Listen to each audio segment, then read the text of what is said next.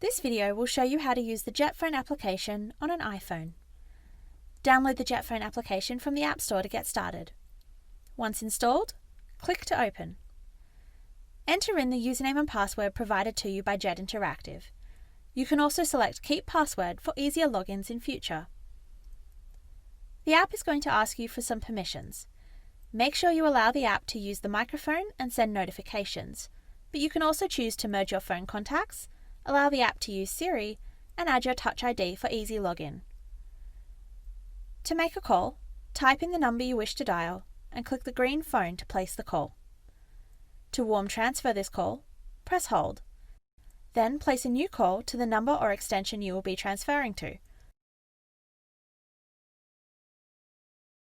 Once the call is established, press More and select Transfer. To blind transfer a call, select More and then Transfer.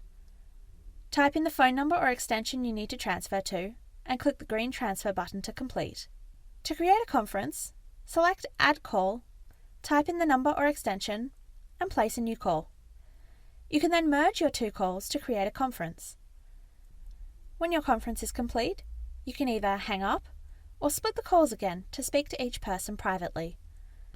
Switch between calls by pressing the blue switch option.